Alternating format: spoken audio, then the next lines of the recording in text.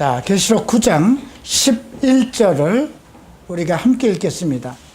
그들에게는 왕이 있으니 무조갱의 사자라. 히브리어로는 그 이름이 아마돈이요 헬라어로는 그 이름이 아블루온이더라. 또 20절, 21절을 또 함께 읽겠습니다.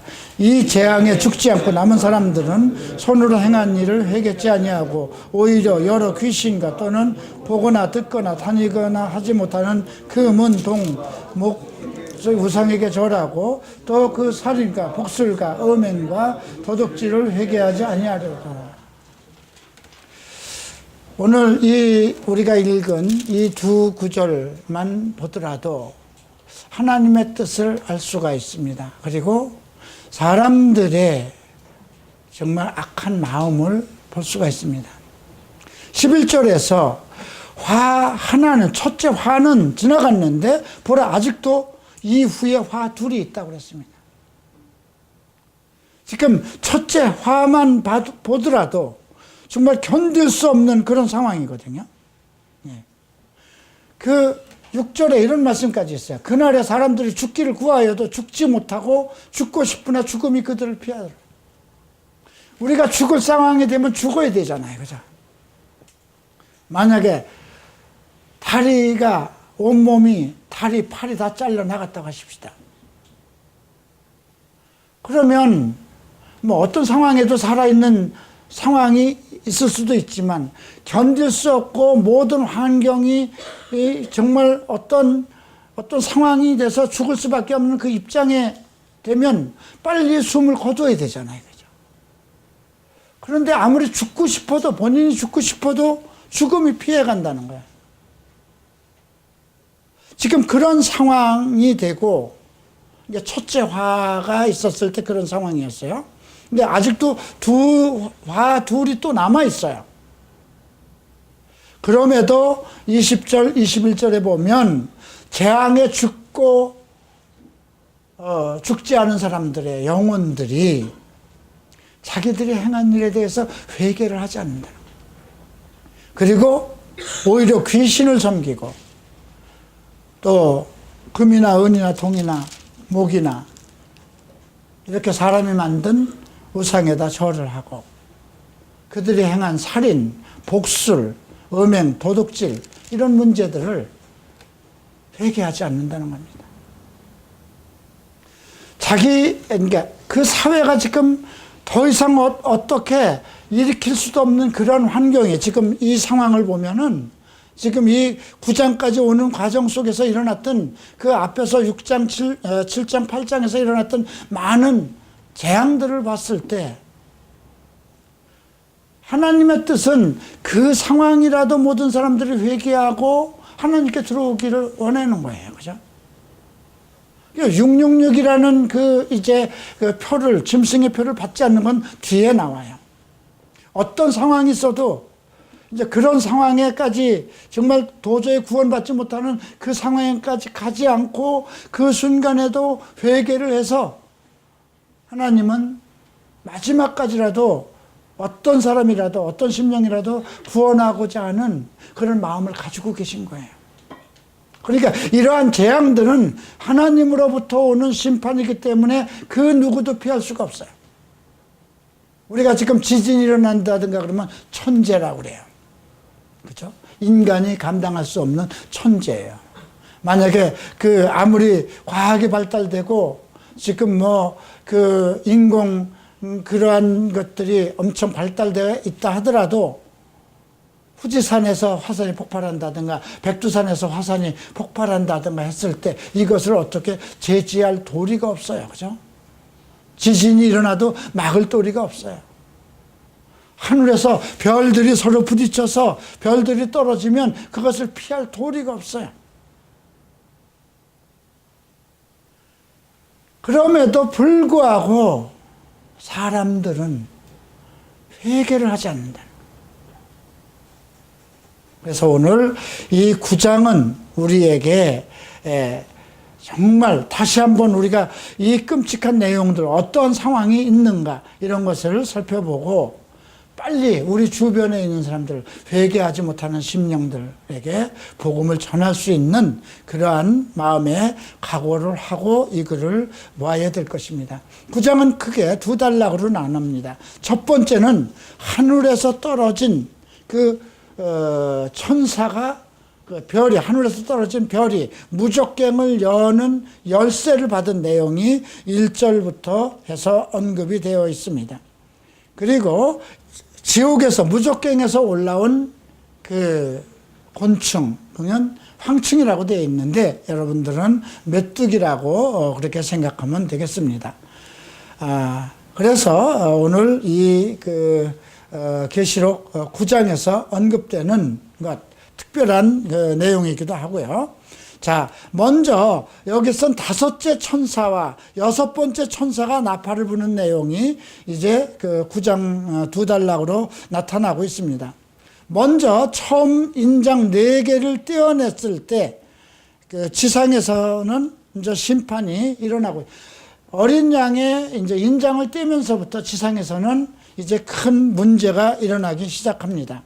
그런데 첫 번째 네 인장을 떼면서 나타나는 것들은 말들이 나오면서 여러 가지 전쟁, 기근과 죽음 이런 것들이 언급되어 있었죠.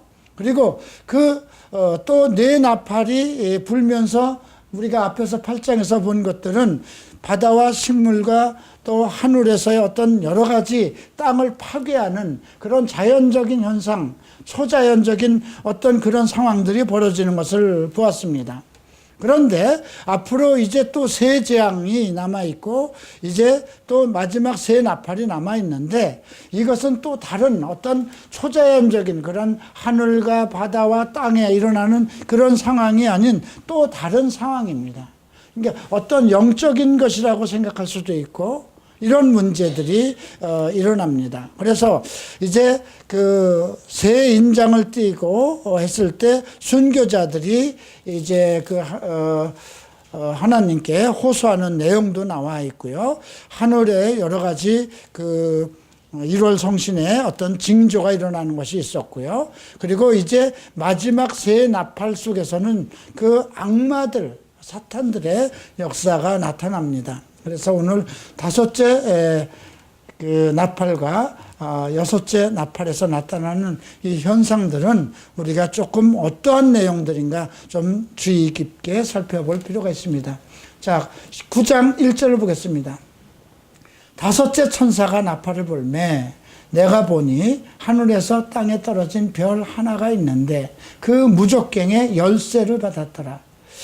하늘에서 땅에 떨어진 별이라고 그랬습니다. 그러니까 우리가 이것을 문자대로 보면 어떻게 될까요? 별이 떨어졌는가 보다.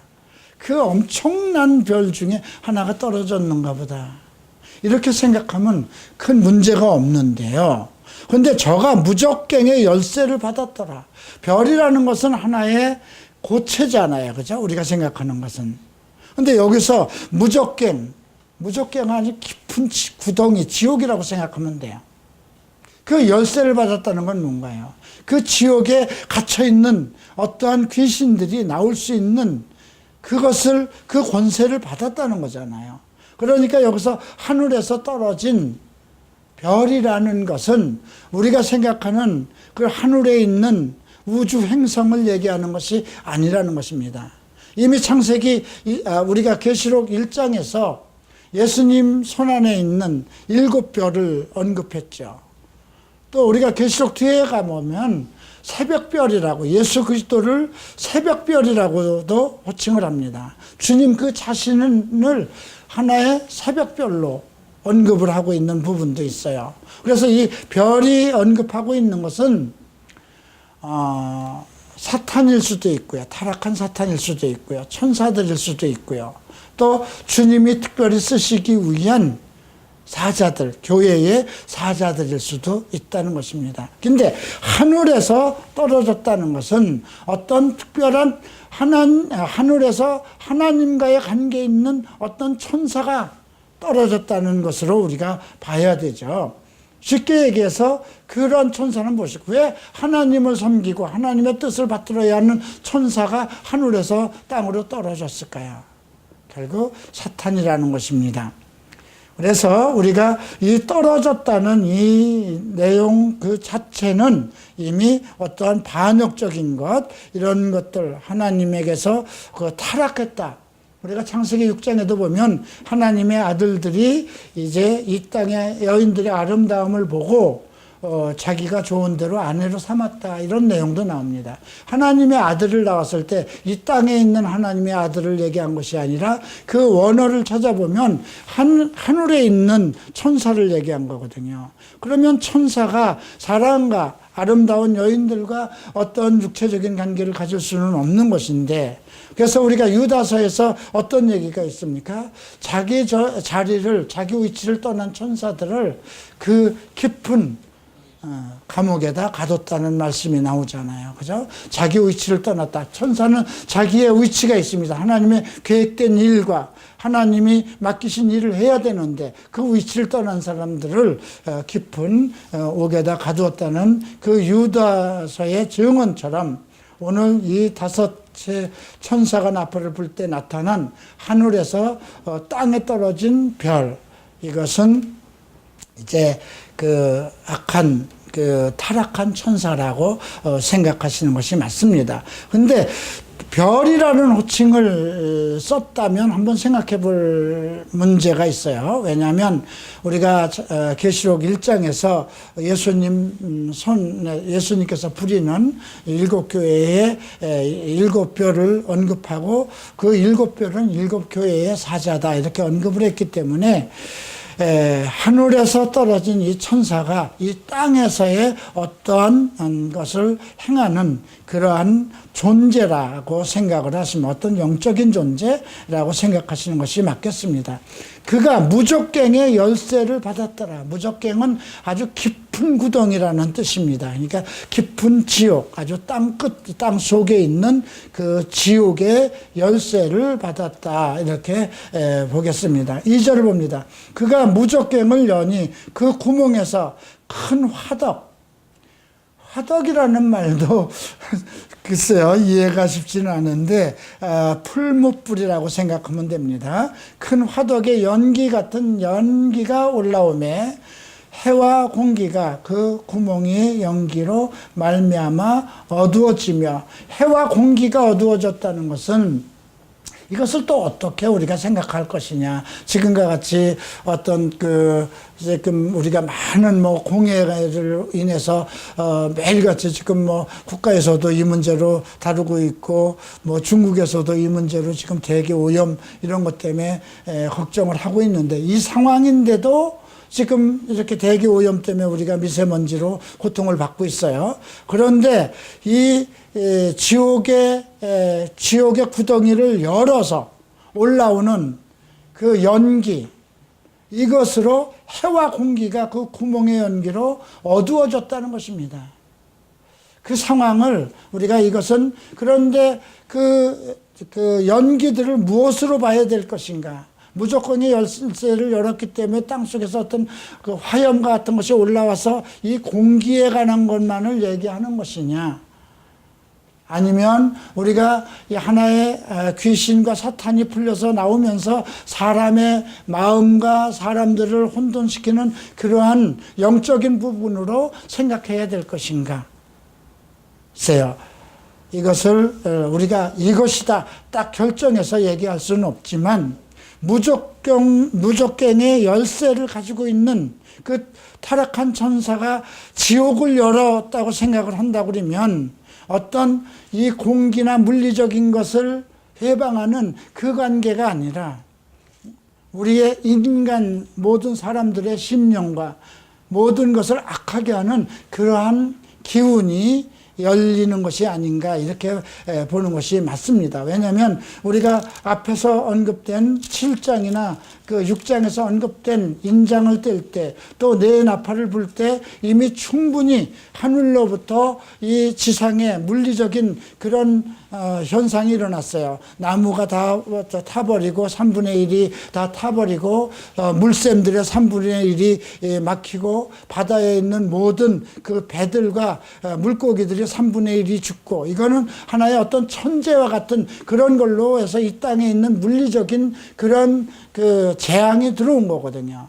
근데 다섯째 천사와 여섯째 천사의 문제는 그것보다 실질적으로 사람들의 영혼들을 그 괴롭게 하는 그러한 부분이라고 먼저 염두를 두고 그런 개념을 가지고 이것을 봤을 때, 해와 공기가 그 구멍의 연기로 어두워졌다는 내용은 하나님과의 어떤 소통, 이 지구상에서의 인간들이 살아갈 수 없는 또 다른 어떠한 그런 환경이 조성된다, 이렇게 봐야 될 것입니다. 또 황충이 연기 같은 데로부터 땅 위에 오매, 그러니까 메뚜기가 연기 같은 데로부터 땅 위에 오매, 그들이라는 거 보면 큰 숫자죠. 복수로 칭해지고 있습니다. 땅에 있는 전갈의 권세와 같은 권세를 받았더라. 우리가 전갈이라는 것도 보지 못했어요. 그죠? 익숙하지 않아요, 우리에겐. 근데 이것은 중동에 있는 거거든요. 그 중동 지역에 있어서 특별하게 이것에 쏘이면 정말 견디지 못할 만한 그런 아픔을 가지고 있는 건데, 그래서 우리가 이 내용을 보면서 이것은 이제 나중에 우리가 14절에서 유브라데스라는 특별한 강을 지역을 얘기를 해요. 그래서 이 상황을 보면서 지금 중동 지역, 즉 유브라데스 강 그 지역을 중심으로 해서 특별한 일들이 펼쳐지고 있는 것이구나, 그런 것도 염두에 둘 필요가 있습니다. 그래서 황충이 올라오는데 그들의 땅에 있는 전갈의 권세와 같은 것을 받았다. 그러니까 사람들을 쏠 수 있고 어떤 특별한 사람들을 제압할 수 있는 특별한 권세가 이 메뚜기가 가지고 있다는 거예요. 그러니까 이 메뚜기의 존재를 우리가 그냥 날아다니는 생물의 존재로 볼 것이냐. 예. 그런데 그렇게 날아다니는 생물의 존재로 볼 수 없는 것도 11절에 또 언급이 돼 11절이 아니라 그들에게는 이제 임군이 있다는 그 내용이 이제 뒤에서 나옵니다. 그들 속에는 임군이 있다고 그러는데, 잠언서에서 보면 메뚜기는 그 머리가 없다는 거예요. 그 두령이, 지도자가 없다는 것입니다. 그런데 이 황충, 여기서 언급되어 있는 이 황충 메뚜기는 그들 중에 임금이 있다는 그걸로 봐서, 이것은 특별하게 11절에 나오는 거죠. 그들에게 왕이 있다는 거죠. 그래서 우리가 오늘 이 부분은 아마 그 모양이 무엇 같다 이렇게 생물이나 곤충의 모습으로 비교를 했지만, 우리가 이것을 받아들이는 것은 특별한 어떤 영적인 그러한 세계 속에서 일어나는 현상으로 보는 것이 옳습니다. 자, 그런데 4절을 보면 아주 특별한 얘기가 나오죠. 그들에게 이르되 땅의 풀이나 푸른 것이나 각종 수목은 해하지 말고. 이미 땅의 풀이나 푸른 것이나 각종 수목은 우리가 6장에서 봤을 때 많이 이미 손상을 입었어요. 땅의 3분의 1의 그 수목들이 전부 다 타버리고 그랬어요. 그런데 여기에서 언급되는 말씀을 보면 풀이나 땅의 풀이나 푸른 것이나 각종 수목, 그러니까 생물, 그러니까 식물을 해하지 말라는 것입니다. 그런데 이제 보면 이마에 하나님의 인침을 받지 않은 사람들만 해야 하라.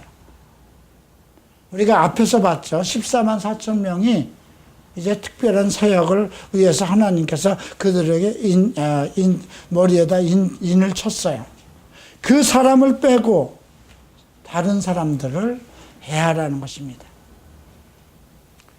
자, 그러나 그들을 죽이지는 못하게 하고 5달 동안 괴롭게만 하게 하시는데, 그 괴롭게 하면 전갈이 사람을 쏠 때에 괴롭게 한 것 같더라. 전갈이, 글쎄요, 우리는 전갈이 사람을 쏘면 어떤 현상이 나타나는지 모르겠어요. 그죠? 기껏 쏴봐야 우리는 벌 같은 거잖아요. 그죠? 벌이 쐈을 때, 아니면 그냥 그 전갈이라고 생각하지 말고, 여러분 여름에 한번 모기한테 한번 쏘였을 경우에 그 작은 모기가 우리 어느 한 부분을 쐈어도 참 견디기 어렵잖아요. 그죠? 그런데 인간을 해할 수 있는 그 전갈과 같은 그런 특별한 사람에게 한번 쏘이기만 하면 5달 동안이나 괴롭다는 거예요. 어떤 만약에 뱀에게 물렸다든가 어떤 큰 모에게 그렇게 쏘였을 경우에, 벌에게 쏘였을 경우에 그것이 미치는 것이 몸에만 미치는 것이 아니라 정신적으로 영적으로 겪는 어떤 엄청난 큰 괴로움을 뜻하는 것이 아닌가 그렇게 싶습니다. 5달 동안이나 괴롭다는 거예요. 죽이지는 말라는 거예요. 이 지경이 됐으면 어떻게 될까요? 이게 하늘로부터 오는 것이구나. 내가 정말 큰 하나님한테 내가 지금까지 행했던 모든 잘못으로 인해서 하나님이 지금 나를 심판하시는구나. 이 정도까지 가면 회개를 해야 되는 거잖아요. 왜 죽이지 않고 5달 동안 고통을 받게 하셨을까요?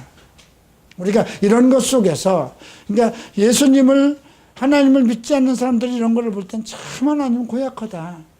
사람이 죽고 싶어도 죽지 못하고 죽음이 피하는 그런 상황까지. 그리고 차라리 그 고통을 없애지 않고 그렇게 아주 나쁜 사람이고 악한 사람이면 그냥 죽여버리지. 왜 이렇게 전갈이 그 사람을 쏘게 해서 5달 동안 괴롭게 할 것인가? 다른 나무나 푸른 풀이나 이 특채 어떤 자연의 재해는 없음에도 불구하고 왜 사람만, 또 14만 4천 명이라는 그 인 맞은 사람들은 내버려 두고 이거 인종차별 아닌가, 별 생각을 다 하게 될 거잖아요. 그죠? 그러나 하나님의 뜻은 무엇일까요? 우리가 20절 21절에서 나온 말씀을 통해서 본다면 회개를 요구하는 것입니다. 이런 상황 속에서라도 사람들이 회개하기를 기다리는 것이죠. 그래서 그날에는 사람들이 죽기를 구하여도 죽지 못하고 죽고 싶으나 죽음이 그들을 피하리로다. 참 그 지경까지 가면 여러분 한번, 아마 이제 이건 생선을 잡고 그러는 사람들이 잘 이렇게 알 수 있죠. 그죠? 큰 생선을 이제 우리가 요리를 하려고 할 때 이제 그 머리를 자르죠. 근데 꼬리가 발탁발탁 된다는 거죠. 그러니까 부분적으로 살아있는 거예요. 그죠? 근데 우리가 어떤 죽을 형상이 됐으면 죽고 싶으면 죽어야 됩니다. 죽지도 못하는 그렇게 죽음이 피해버린다면 어떻게 살까요? 자, 그 상황을 우리가 이해할 수가 없어요. 지금 이러한 상황을. 우리 머리로는. 그죠? 그러니까 무적경을 연다. 지옥을 열었다는 거야. 끝이 없는 지옥. 그러니까 끝이 없다는 걸 한번 생각해 보세요. 사람이 떨어졌는데 끝이 없이 들어가는 것. 그 공간이 어디에 있을까요? 사람들은 땅 속이라고 그래요. 이 어원을 보면 땅 가장 깊은 곳. 근데 땅이라는 것도, 이 지구라는 것도 보세요. 그 크기가 있는 거잖아요. 그죠? 그런데 이 무적행이란 말은 끝없는 구덩이라는 거예요. 구덩이인데 아무리 내려가도 끝이 없는 지옥이라는 것이죠. 여기서 우리가 지옥에 대한 것을 그 주보에다 잠깐 올렸는데요. 몇 가지가 있습니다. 그냥 성경에서 스월이라고도 하고 이제 음부라고도 나옵니다. 그것이 보편적으로 얘기하는 지옥입니다. 구약에서는 스월이라고 그랬고 신약에서는 음부라고, 지옥이라고 지칭합니다. 그것은 믿지 않는 사람들이 들어가는 곳입니다. 그래서 구약의 백성들, 예수님 오시기 전에 구약의 백성들도, 이제 이스라엘 백성들도 다 음부로 내려갑니다.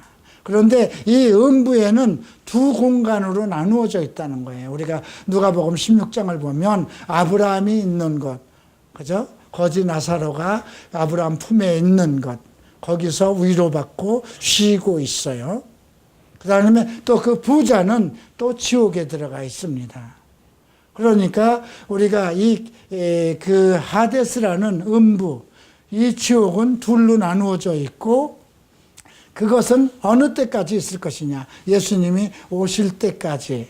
그래서 그 지옥에 있는 사람들이 다시 예수님 오실 때에 나와서 이제 그 심판을 받아서 그가 게헨나로 들어갈 것이냐. 이제 그런 그 심판을 받게 됩니다. 또 하나의 이제 언급된 것이 여기에 나오는 무적갱입니다. 이 무적갱이라는 이 지옥은 정말 땅속 깊은 곳. 예. 그래서 그 이사야 선지자도 이제 내가 음부 곧 구덩이의 맨 밑에 빠치우리라 하는 그러한 그 무적갱에 대한 그 언급이 기록되어 있습니다. 또 하나 우리가 베드로전서에서 나오는 이제 그 천주교에서는 연옥이라고 그러는데 우리 성경은 옥이라고 되어 있어요. 감옥이라고 생각하면 됩니다. 그것은 이제 그 창세기에서 이제 노아를 통해서 인류를 구원하려고 했을 때 그것을 회방했던 사람들을 가두는 또 특별한 그런 지옥입니다. 그래서 성경에는 우리 성경은 옥이라고 되어 있기 때문에 타르타스라는 그 지옥이 있습니다. 그리고 이제 우리가 뒤에서 계시록 20장에서 만나는 이제 게헨나라는 특별한 지옥이 나옵니다. 유황 불지옥은 이제 사탄과 사단의 추종자들을 집어넣는 그런 지옥입니다. 그런데 오늘 이 무적갱은 어떤 지옥이냐?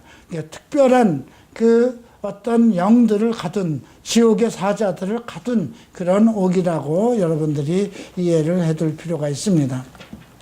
7절을 보시겠습니다. 황충들의 모양, 이제 그들의 모습을 설명합니다. 메뚜기의 모양은 전쟁을 위하여 준비한 말들. 예. 여러분 영화를 보면 가끔 그 메뚜기들이 수만 마리가 이렇게 나와서 그냥 온 밭 푸른 것을 전부 다 먹어치우고 그러지 않습니까? 그 뭐 사람이 감당하지 못하잖아요. 엄청난 메뚜기가 그 중동에 한번 휩쓸고 지나가면 그 모든 그 곡식과 이런 것이 푸른 것들이 그냥 삽시간에 없어지는 것. 그런 것은 현재에도 있는 그 상황입니다. 그러니까 왜 메뚜기에다가 비교를 했느냐도 그 광경을 보면 그것이 푸른 나무나 숲이나 이런 것을 해치는 것이 아니라 사람에게, 하나님의 입맞지 않은 사람에게만 해치라고 하는 것이기 때문에 그 메뚜기의 상황을 보면 피할 수가 없는 거라는 거죠. 여기서도 그 메뚜기 들로 나오는데 어떤 상황으로 언급이 되고 있냐면 전쟁을 위하여 준비된 말들 같다는 것입니다. 이건 뭐예요? 훈련되어 있다는 것입니다. 전쟁을 위해서 준비되어 있는 말들이라면 충분한 준비가 되어 있고 누구의 지시에 의해서 움직이는 하나의 군대라는 뜻입니다. 그러니까 귀신들도 사탄들도 그 사탄의 지배권 속에 있는 귀신들도 이렇게 여러 층이 있다는 것을 우리가 이해할 필요가 있고요. 자, 그 머리에는 금면류관, 여긴 금 같은 관이라고 그러는데 면류관이라는 건 뭘까요? 열심히 최상으로 내가 할 것을 해서 받는 것이 면류관이거든요. 근데 그 머리에는 면류관이 있었다는 것을 보니까 어떤 이 영적인 존재가 어떤 큰 무엇을 할 수 있는 그러한 위치에까지 도달되어 있는 그런 존재라는 것이죠. 그리고 그 얼굴은 사람의 얼굴 같고 이해할 수가 없잖아요. 메뚜기라고 분명히 얘기를 했어요. 이 메뚜기가 말들 같고 전쟁을 위해서 준비된 말들 같고 머리에는 금면류관을 가지고 있었으니까 어떤 최고의 지능과 지혜를 가지고 어떤 것을 성취한 그러한 존재라는 거예요. 그러면 사람의 얼굴과 같다는 건 뭘까요? 인격을 가지고 있다는 거예요. 그죠? 사람의 얼굴을 가지고 있다는 건 우리가 예수님도 인자로 오셨잖아요. 그죠? 인간의 몸을 가지고 왔고, 예, 서로 인격을 가지고 대한 분이잖아요. 그러니까 여기에 그 얼굴이 사람의 얼굴 같다는 건 인격을 가지고 있다는 것입니다. 또 여자의 머리털 같은 머리털. 성경에서 여기서 여자의 머리털 같은 머리털을 얘기했을 때는 하나의 그 음녀를 뜻합니다. 그러니까 고린도 교회에 언급한 내용이 있어요. 바울이 고린도 교회 여인들은 머리에다 하얀 수건을 쓰라고 그랬어요. 왜 그랬을까요? 고린도 시는 그 창녀촌인데 아데미 신상을 섬기는 여사제들이 저녁이면 그 성전을 운영하기 위한 자금을 모으기 위해서 고린도 시로 내려와서 창녀 노릇을 했어요. 그러니까 창녀 노릇을 하려니까 그냥 온갖 치장을 하고 내려올 거잖아요. 그런데 또 고린도 교회가 생기면서 많은 여인들이 교회를 오다시피 하니까 그 세상 사람들이 분간할 때는 저들이나 그들이나 뭐 다를 게 뭐가 있나 이렇게 생각할까봐 교회에 나오는 사람들에게는 특별하게 그 당시에 그 머리에 이제 수건을 두르게 했죠. 이것이 지금 이제 천주교에는까지 전달돼서 여자들이 미사 때 머리에 뭐를 쓰는 것과 같은 그런 현상입니다. 그래서 여기에서 여자의 머리털 같은 머리털이라는 것은 뭔가 비성경적이고 어떤 그런 주술과 어떤 그 음녀들이, 창녀들이 할 수 있는 그런 더러운 존재라는 것을 우리가 알 수가 있고요. 그런데 그 이빨은 사자의 이빨과 같은 거.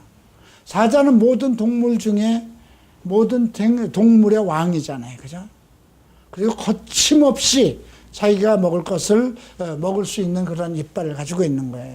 그러니까 지금 이 메뚜기들의 존재, 무적갱 속에서 나온, 지옥 속에서 올라온 그 메뚜기의 현상이 그냥 우리가 생물들을 얘기하는 것이 아니라는 것입니다. 이것이 과연 무엇일까요? 어떤 성경 해석자들은 지금 이제 뭐 중동에서 일어나는 여러 가지 상황을 보고 이제 뭐 정말 그 많은 지금 뭐 터키에서도 일어나고 여러 가지 그 정말 전쟁을 그냥 파괴를 목적으로 나타나는 그런 무리들이 있잖아요. 그죠? 뭐라고 그러나요? IA? IS 집단들. 한번 그걸 생각해 보세요. IS 집단들. 폭탄을 몸에다 차고 그냥 수많은 사람들 속에서 들어가서 자살하고. 근데 이것이 지금 유럽이 난리잖아요. 그죠? 처음에는 그쪽에서 오는 난민들을 다 구제 차원에서 받아들인 거예요. 그런데 이제 프랑스고 영국이고 그 독일이고 이런 데 가서 살다 보니까 이제 아무래도 차별이 나올 수 있잖아요. 자, 우리나라 같은 경우는 아직 그 IS가 들어와 있지 않지만 만약에 이제 조선족도 들어와 있고요. 중국인도 들어와 있어요. 근데 어느 지역은 지금 그 중국인 마을이 돼버렸잖아요. 그죠? 그런데 그들이 점점 어떤 차별적인 문제로 두각을 일으키고 다툼이 일어날 수가 있어요. 근데 IS 집단은 지금 특별한 집단이잖아요. 그죠? 영적인 존재잖아요. 하나님을 거역하고 있잖아요. 교회를 대적하고 있잖아요. 이게 이슬람권에 들어가 있고요. 지금 중동과 계속 중동에서의 어떤 전쟁이 일어나고 있고요. 이스라엘과 계속 그리고 미국과도 큰 문제를 일으키고 있어요. 그래서 어떤 성경학자들은 벌써 그 조짐이 일어났다 이렇게 생각을 합니다. 근데 지금 7절부터 나오는 그 메뚜기의 모양을 봤을 때 말들 같고 머리에는 큰 면류관 같은 것이 금면류관 같은 것이 있고 사람의 얼굴 같고 여자의 머리털 같고 이빨은 사자 같고 또 흉갑 철로 만든 가슴을 이건 뭘까요? 보호막을 가지고 있다는 겁니다. 자기들을 지킬 심장을 생명을 지킬 수 있는 것 결국 무엇일까요? 핵입니다. 지금 북한을 한번 생각해 보세요. 북한이 쏟아져 나온다고 생각해 보십시다. 북한의 군대가 쏟아져 나온다고 생각해 보십시다. 만약에 중국의 군대가 쏟아져 나온다고 하십시다. 근데 그런 내용이 뒤에 또 나와요. 예. 자기를 보호하는 이 메뚜기 자체 하나의 개체를 얘기하는데 그것이 엄청난 숫자, 말들 같아 전쟁을 위해서 예비된 존재라는 거예요. 한 군대라고 볼 수 있어요. 그래서 지금 그 상황을, 지금의 어떤 상황을 사도시대 때 요한이 보았다면, 그죠? 미사일을 보았다면 어떻게 말로 표현해요? 미사일이라는 건 말이 없었어요. 그죠? 그 당시는. 하늘을 날아가는 비행기를 봤을 때 그걸 뭘로 봤어야 될까요? 그죠? 그러니까 그 상황에 알 수 없는 것을 환상으로 지금 이것을 보았다고 했을 때 지금 요한이 이걸 기록한 거거든요.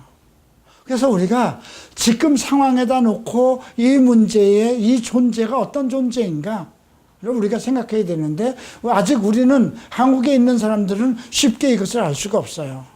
근데 만약에 중동에 있는 사람들에게 이 말씀을 이스라엘 백성들에게 이것을 영적인 것으로 깨어나게 하고 그들이 그리스도의 그 메시아에 대한 존재와 또 장래에 대한 그리스도의 오시는 그날을 생각하면서 이 글을 읽는다면 그 현지에 있는 사람들은 우리보다 접근하는 방법이 더 빠르고 영적인 해석이 더 빠를 수 있다는 거예요. 그죠? 자, 다시 봅니다. 9절. 또 철호심경 같은, 철흉갑 같은 호심경이 있고 그 날개 소리는 병거와 많은 말들이 전쟁터로 달려가는 소리 같으며 계속해서 지금 7절 말씀을 다시 언급하고 있어요. 그죠? 그들은 완벽하게 문장을 해서 누구도 건드릴 수 없을 만큼 자기 몸을 지킬 수 있는 방어 체제가 구축되어 있고 지금 우리가 김정은이와 다투는 문제, 핵 저지력을 가지고 지금 다투는 문제가 무엇일까요? 바로 이런 문제예요. 완벽하게 자기네들은 누구도 건드릴 수 없는 그런 방어 체제가 되어 있는데 그들의 날개들의 소리, 그 날개들의 소리, 날아갈 수 있는 거죠. 소리는 병거와 많은 말들이 전쟁터로 달려가는 소리 같으며 또 전갈과 같은 꼬리와 쏘는 살이 있어 그 꼬리에는 5달 동안 사람들을 해하는 권세가 있더라. 우리가 요즘 뭐 비행기나 이거 전쟁 무기로 사용하는 걸 보면 좀 더 비행기 안에서도 다 아래 위로 뒤로도 쏠 수 있는 모든 준비가 다 돼 있잖아요. 그죠? 그런데 사람들을 죽이지 않고 5달 동안 사람을 해하는 권세. 5달 동안이나. 한번 거기에 영향을 받으면 5달 동안은 꼼짝 못 한다는 거예요. 이것이 그것에 이제 이름이 나옵니다. 11절. 그들에게는 왕이 있다는 건 뭐예요? 지도자가 있다는 거예요. 통치자가 있다는 것입니다. 그러니까 그 곤충이 아니라는 거예요. 곤충은 메뚜기는 두령이 없다고 잠언서에 기록되어 있습니다. 그리고 그들에게 왕이 있으니 그가 무적갱의 사자. 히브리어로 아바돈이요. 헬라어로는 그 이름이 아발루온이라. 왜? 똑같은 말을 번역해 놓은 거예요. 그죠? 아바돈이 히브리어고 헬라어로는 아블루온이라는. 이거는 그때나 지금이나 그런 존재가 히브리 시대에도 그러한 존재가 있었고 그 다음에 헬라 시대 지금 모든 세계에 과거나 현재나 그런 존재는 계속 있었다는 것을 언급하는 것으로 생각해야 돼요. 그런데 이 말의 뜻이 무엇이냐? 파괴자라는 뜻입니다. 그러니까 위에서 아바돈이라는 그 단어의 뜻은 그냥 파괴라는 그런 어원을 가지고 있는데 아벨루온이라는 이 헬라의 발음 속에 이 어원 속에는 파괴 자로 들어온다는 거죠. 그러니까 지금 지옥에서 나온 그 황충은 그러니까 지옥의 문이 열리면서 어떤 그들이 활동할 수 있는 영역이 펼쳐지고 그리고 그 기운을 받은 그 어떤 군대가 되든지 어떤 나라가 되든지 어떤 통치자가 되든지 이제 이런 세계가 펼쳐지고 있다는 것입니다. 그래서 우리가 1절부터 11절까지는 이제 그 무적경에서 나온 그 메뚜기의 존재가 어떠한 일을 하는가, 어떠한 존재라는 것을 이해할 수 있도록 우리가 살펴볼 문제고요. 이제 12절부터 봅니다. 첫째 화는 지나갔으나 보라 아직도 이후에 화 둘이 이르리로다. 자, 여섯째 천사가 나팔을 불매 내가 들으니 하나님 앞 금제단 넷불에서 한 음성이 나서 우리는 금제단이 어떻게 생겼는지 몰라요. 그러나 요한은 이걸 아는 내용이에요. 유대인이었으니까. 예, 금제단은 그 지성소 앞에 하나님의 그 향을 드리기 위해서 하나님께 기도를 드리기 위해서 향을 드리기 위해서 매일 제사장이 드리는 향단입니다. 그리고 그 사각 금향단 양쪽 네 군등에는 뿔이 있습니다. 그래서 그 짐승의 피를 그 네 뿔에다가 발름으로 인해서 속죄를 하고 그러니까 속죄한 사람만이 가서 내가 향을 하나님께 드릴 수 있는 그러한 향단이 있었다는 것입니다. 그래서 이 금제단 네 뿔에서 음성이 나왔다는 건 뭡니까? 여기서도 우리가 하나님이 요구하는 건 뭐예요? 하나님은 항상 회개하는 심령에게 속죄할 그리고 속죄하기를 바라는 그 마음을 가지고 있다는 것을 우리가 볼 수 있고요. 자, 그 음성이 뭐라고 하는가 보십시다. 나팔 가진 여섯째 천사에게 말하기를 큰 강 유브라데에 결박한 네 천사를 놓아두라고 그러죠. 맞죠? 근데 이 네 천사를 우리가 어떻게 봐야 될까요?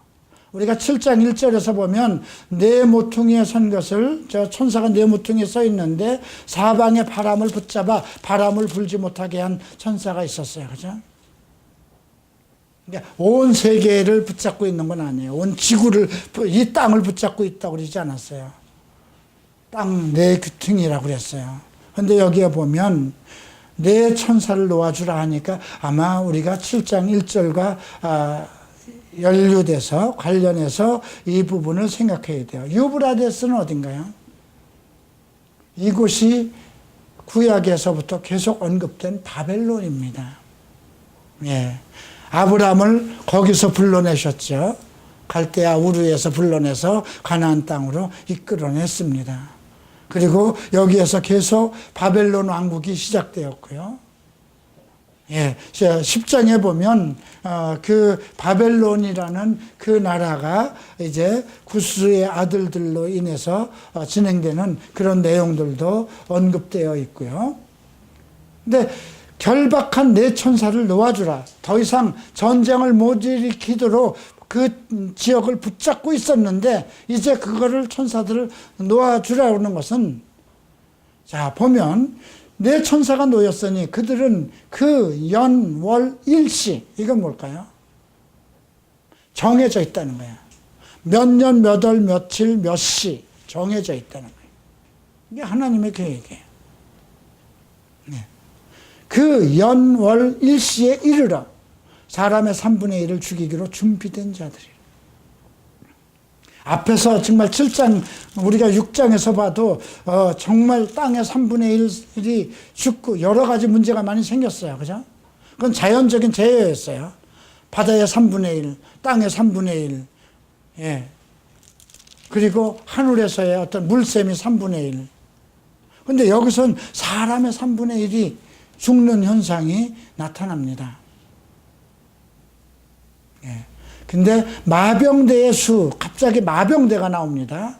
그러니까 우리가 1절부터 11절까지는 그 황충, 메뚜기에 대한 것이 나왔고, 그들이 하나의 메뚜기 존재가 아니라 그러한 모습, 정말 온 순간에 중동에 있는 모든 그 벌판에 그 푸른 것을 다 먹어칠 수 있는, 삽시간에 지배할 수 있는 그러한 존재가 나타나는데, 그에게는 두려움이 있고, 그는 완벽하게 그 자기를 보호할 수 있는 어떤 그런 방어 체제가 구축되어 있고, 그 입과 꼬리로서 사람을 해할 수 있는 것이 나오는데, 사람을 죽이지는 못하고 5달 동안을 해할 수 있는 권세를 가지고 있고, 그들에게는 임군, 왕이 있다는 것이죠. 그런데 그 마병대의 수는 2만만이라고 그랬어요. 그러니까 그 당시에 숫자를 셀 수 있는 그 개념이 없어서 아마 이렇게 표현했는데 2억이라고 봅니다. 근데 이미 이 지구상에 2억의 군대를 가지고 있는 나라는 중국밖에 없다는 것입니다. 이미 벌써 오래전에, 몇십 년 전에 2억의 군대를 갖추고 있는 것이. 근데 나중에 보면 우리가 중국이 개입을 하는 내용이 또 뒤에 가서 나옵니다. 그 중동 전쟁에 개입하는 그런 내용이 뒤에서 언급되고 있습니다. 자, 17절 보죠. 이와 같은 환상 가운데 그 말들의 위에 탄 자들을 보니 불빛과 자줏빛과 유황빛과 호심경, 철흉갑이죠. 그러니까 불빛과 자줏빛과 유황빛, 어떤 특별한 찬란한 빛을 내는, 그리고 이게 호심경이라는 거예요. 철흉갑, 완벽하게 자기를 보호할 수 있는 체제, 방어 체제라고 그럴까요? 그것을 갖추고 있다는 것이에요. 그 군대는 무엇일까요? 핵무장이에요, 그죠? 예.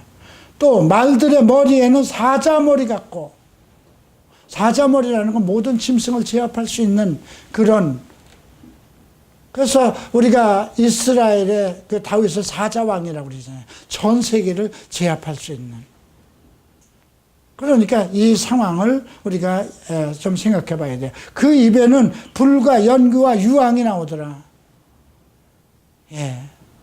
우리가 핵이 터졌을 때 불과 연기와 유황. 근데 이 세 가지 재앙들로서 사람의 3분의 1이 죽임을 당하니라. 큰 핵전쟁이 일어날 것을 지금 예고하고 있죠. 우리가 1차 전쟁, 제2차 전쟁을 겪었어요. 이제 제3차 전쟁이 터지면 지구는 망할 것이다. 온 세계는 살아남을 사람이 없을 것이다. 그것을 예상하는데 지금, 그런데 이것은 유브라데 강을 중심으로 해서 펼쳐지니까 지금 우리가 생각하는 그 과거의 그곳이 바벨론이었고 지금은 우리가 생각할 때 중동 일대라는 것이죠. 네. 자, 19절. 이 말들의 힘은, 그 말들의 파워, 그 2만만이라는 그 숫자의 힘은 입과 꼬리에 있으니, 꼬리는 뱀 같고 그 꼬리에 머리가 있어. 그것을 해야 하더라. 꼬리에 머리가 있다는 건 뭐예요? 앞뒤 모든 것을 다 관리할 수 있는 능력을 가지고 있다는 거예요. 전방위 관리 능력을 가지고 있다는 거예요. 자, 아무리 얘기를 해도 이것이 무엇인지 알 수가 없어요. 지금 우리가 뭐 무적갱이다, 게헨나다, 뭐 어떤 지옥을 얘기를 해도 성경이 얘기하는 그 지옥이, 그것이 게헨나를 얘기하는 것인지, 하데스를 얘기하는 것인지, 타르타스를 얘기하는 건지, 무적갱을 얘기하는 건지 우리는 알 수가 없어요. 그냥 그 성경에 나오는 원어를 보고 그렇게만 분류하고 생각할 문제예요. 근데 우리는 이것과 관계없는 것이에요. 근데 우리와 관계없는 것을 왜 보는 것이냐. 여기서 우리가 9장에서 발견해야 될 것은, 이것은 하나님이 정해진, 그러니까 어떤 악한 천사, 무적갱의 사자들, 지옥의 사자들도 모두 주님의, 예수님의 주권 하에서 움직이고 있다는 거예요. 첫째 인을 뜰 때부터 적그리스도의 체제가 움직이고 시작하고, 7인을 떼면서 하나하나 떼면서 나타나는 나팔이 있고요. 그죠? 그 나팔 소리 다음에 이제 우리가 또 7 대접의 재앙이 또 부어집니다. 그런데 이 모든 것이 어린 양이 그 인을 떼면서부터 시작된다는 거니까 모든 이 땅에서 펼쳐지는 재앙이, 심판이 예수 그리스도의 권세 속에서 있다는 거죠. 그가 인자됨을 인해서 죽은 자와 산 자를 심판하시라 했거든요. 그런데 문제는 이들을 죽이기 위한 것이냐 살리기 위한 것이냐 이거예요. 이런 상황까지 하나님이 요구하는 것은 그들이 회개하고 돌아오기를 바라는 것입니다. 예, 그래서 그들이 그 5달 동안 그냥 왜 고통을 주지 않고 다 죽여도 되는데 왜 5달 동안 사람을 해하지 못하고 고통만 주게 했을까? 예, 그래서 우리가 이 재앙에 그럼에도 불구하고 이 재앙에 죽지 않고 남은 사람들이 자기들이 손으로 행한 일을 회개하지 않는다는 것이죠. 귀신을 섬기고 그리고 금과 은과 동과 목석에게 우상에게 절하고 여기서 정말 금에다 하겠습니까? 은에다 하겠습니까? 그것은 아니에요. 어떤 가치적인 것, 그죠? 자기의 인생에 가장 가치되는 것들을 선택해서 자기네들이 그런 것으로 살아가는 힘과 능력을 그런 것에서 구한다는 거죠. 그리고 그 살인과 복술이라는 것은 우리가 그 다른 부분에서 해석했을 때 마약으로 언급되고 있습니다. 그러니까 얼마나 많은 마약이 세상에 번져나갈 것 우리가 이해할 수 있고요. 음행, 성적인 타락이죠. 도둑질.